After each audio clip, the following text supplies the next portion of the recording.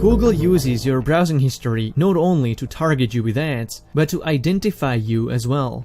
They only need snippets of your browsing record to be able to determine your identity on the web. Google tracks your browsing history through AdSense, DoubleClick, and various other advertising and tracking scripts that belong to the company. Even Google Plus share plugins on websites are used to track users even if they logged off or never used Google Plus, similar to how Facebook tracks browsing history through like and share plugins. Where cookies don't work, Google uses your unique advertising ID that is assigned to every Android device by default. This ID is continuously followed and cross-referenced with the rest of your record to constantly keep it up to date across all platforms and devices. If these policies aren't aggressive enough, Google purchases the remaining browsing records from data brokers, internet service providers, internet exchange points, or content delivery networks.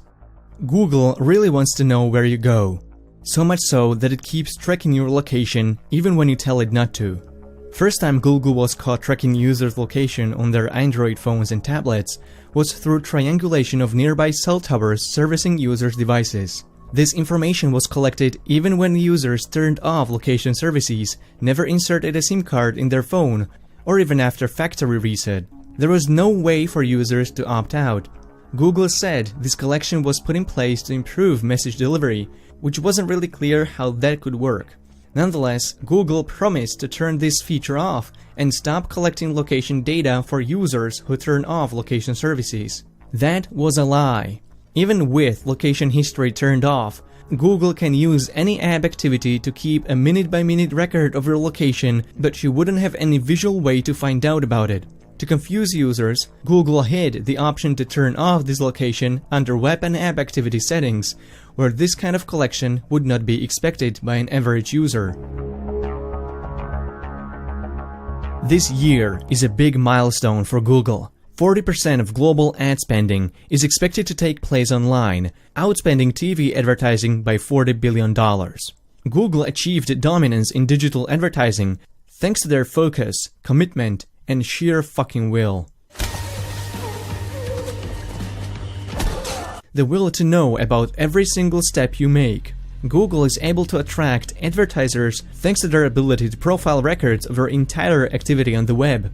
But this time, the corporate behemoth is able to track what you buy even in physical stores. Google partnered with MasterCard and presumably other credit card companies to gain access to roughly 70% of credit and debit card transactions in the United States. These data exchange hands aggregated and in encrypted form. But that's just a public relation talking point. Google can verifiably de-anonymize these data with its massive pool of personal information it holds on their users.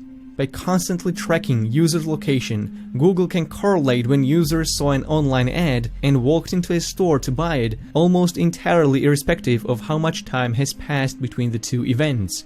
Digital profiles in Google's databases contain very detailed information about users' likes, preferences, interests, and private thoughts. The search giant is able to retrospectively compare these profiles with the aggregated databases of offline purchases to identify individual purchasing histories. Google tracks offline purchases in order to prove advertisers when online ads make impressions that translate into physical transactions. Digital advertising is still a relatively new platform compared to television. By tracking users' offline purchases, Google can persuade the advertising industry that they can pinpoint marketing campaigns with surgical accuracy. I only mentioned tracking that we know of. There might be numerous trade secrets, undisclosed agreements, and technologies developed by Google to win the race to get inside people's minds. Google's presence is literally everywhere, and it wants to play God without permission, but it's possible to protect yourself by avoiding Google services and replacing them with alternatives whenever possible.